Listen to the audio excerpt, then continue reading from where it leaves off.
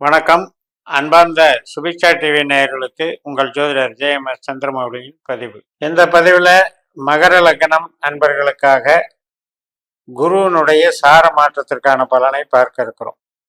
அதாவது ஜூன் மாதம் 13ஆம் தேதி கிரகம் ரிஷபராசியில் சூரியனுடைய நட்சத்திரமான கார்த்திகையிலிருந்து சந்திரனுடைய நட்சத்திரமான ரோகிணிக்கு மாறுகிறாரு. ஆகஸ்ட் மாதம் 20ஆம் தேதி வரைக்கும் 67 நாட்கள் சந்திரன் நட்சத்திரத்தில் பயணிக்கும் போது சந்திரனுடைய பலாபலன்களை நமக்கு தருகிறார். இப்போ நம்மளுடைய ஜனன ஜாதகத்தில் குரு எப்பேற்பட்டவர், சந்திரன் எப்பேற்பட்டவர், இந்த பாவங்களை எந்த பாவங்களை இயக்கக்கூடியவர்கள் என்றெல்லாம் ஆய்வு செய்து அந்த வகையில் தான் இவங்க நமக்கு நன்மைகள் செய்வாங்க. அதுவும் திசாபுத்தி அந்தர சூட்சமாக நடக்கும்போது பண்ணுவாங்க. குரு புத்தி, சந்திர புத்தி, திசைகள், புத்திகள், அந்தரங்கள் இதெல்லாம் நடக்கும்போது நமக்கு இந்த பலன்கள் எல்லாம் நடக்கும். 5ஆம் இடத்துல குரு பகவான் இருக்கிறாரு அப்படிங்கிறது ஒரு சிறப்பு.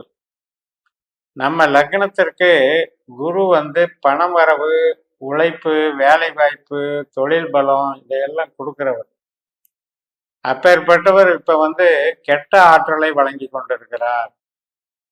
அதாவது ரிஷப ராசி அப்படின்னு ஒரு குரு இருக்கிற இடம் நம்மளுடைய தனஸ்தானத்துக்கும் தொழில் ஸ்தானத்துக்கும் வேலை வாய்ப்பு ஸ்தானத்துக்கும் கெடுக்கிற மாதிரி உட்கார்ந்துருக்காரு.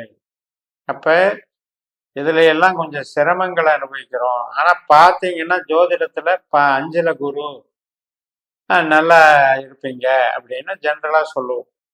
ஏன்னா குரு பலம் அப்படிங்கிறத 5ஆம் இடத்துல இருந்தால் லக்னத்தை குரு பார்ப்பாரு. இப்படியெல்லாம் கருத்துக்கள் உண்டு. பட் நட்சத்திர சூத்திர முறையில் நம்ம கணக்கெடுத்து பார்க்கும் பொழுது இதெல்லாம் கொஞ்சம் குருவினுடைய கெட்ட ஆற்றலை வெளிப்படுத்துகிறது. அதாவது குரு நல்லவர் தான். ஆனால் குரு இருக்கிற இடம் அவருடைய நட்சத்திர ஆற்றல்ல இருந்து தொய்வா இருக்கார், பலவீனமாக இருக்கிறார்.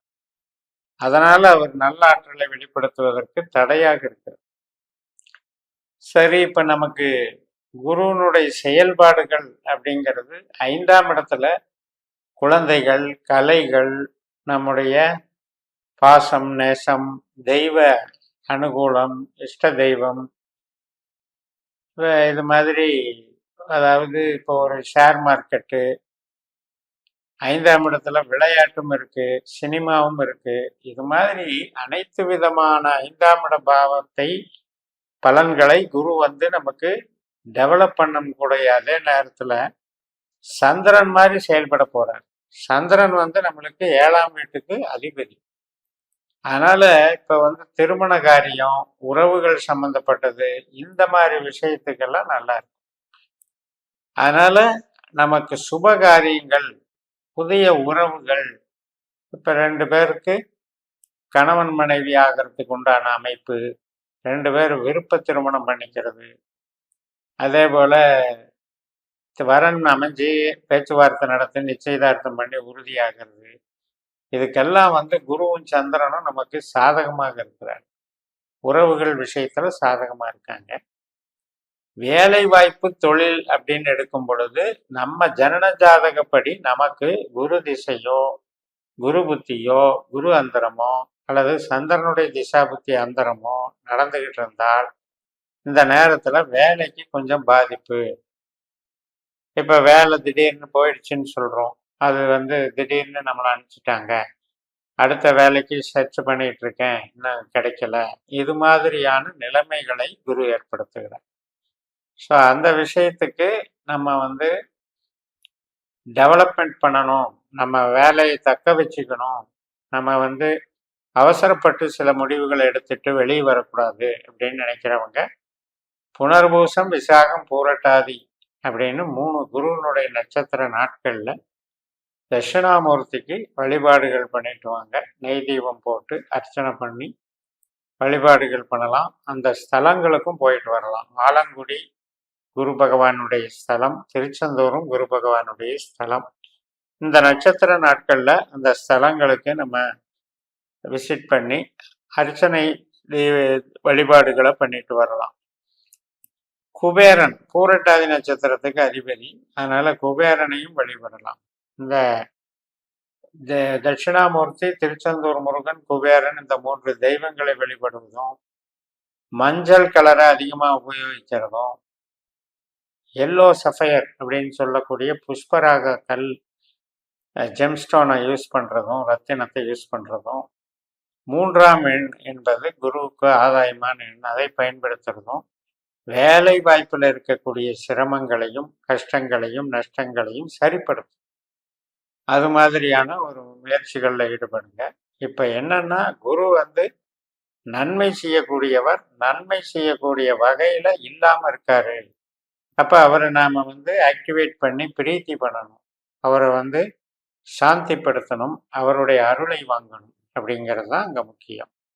ஆனால் அதே நேரத்துல அவர் இருக்கிற ஸ்தான பலன்ல 5ஆம் இடம் என்பது குழந்தைகள் சம்பந்தப்பட்ட குழந்தை பிறப்பு, குழந்தைகளுடைய கல்வி, குழந்தைகளுடைய வளர்ச்சி, ஆரோக்கியம், நமக்கு உண்டான மீடியா, கலைகள், கமிஷன் துறை மற்றும் நம்ம படிப்பு, மேல் படிப்பு, அறிவு சார்ந்த வேலைகள், இது அத்தனையும் இந்த குரு சாதகமா இருக்க. அதனால இதெல்லாம் மூளை உழைப்பு சார்ந்து, சந்தோஷம் சார்ந்து, அகம் சார்ந்த வகையில நன்மைகள் தரக்கூடிய வகையில இந்த குரு செயல்படுறாரு மகரத்துக்கு. அது ஒன்றும் ப்ராப்ளம் இல்லை. அதே நேரத்துல புறம் சார்ந்து, வேலை சார்ந்து, தொழில் சார்ந்து நம்ம அவசர முடிவுகள் எடுக்கக்கூடாது.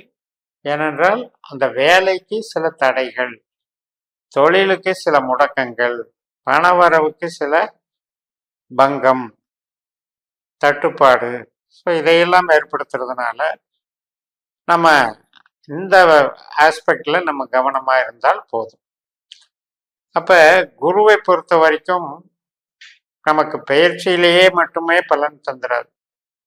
இப்ப நம்ம ஜனன ஜாதகத்துல உங்க அமைப்புல குரு சொந்த நட்சத்திரத்திலேயே இருந்தாருன்னு வைங்க, அதாவது 2ஆம் அதிபதி அப்படின்ற கணக்கு, 2ஆம் இடத்துலதான் பூரட்டாதி நட்சத்திரம் இருக்கு, 6ஆம் இடத்துல புனர்பூச நட்சத்திரம் இருக்கு, 10ஆம் இடத்துல விசாக நட்சத்திரம் இருக்கு. இப்போ சப்போஸ் உங்க ஜனன ஜாதகத்துல குரு பகவான் இந்த 3 நட்சத்திரங்கள்ல எந்த நட்சத்திரத்துல இருந்தாலும் பலம் அதிகம். அப்ப என்ன ஆகும்? தொழில் பலம், பணபலம், உத்தியோக பலம், பதவி, புகழ், வளர்ச்சி, அந்தஸ்து, கௌரவம், இதையெல்லாம் வளர்ச்சி பண்ணி கொடுப்பாரு.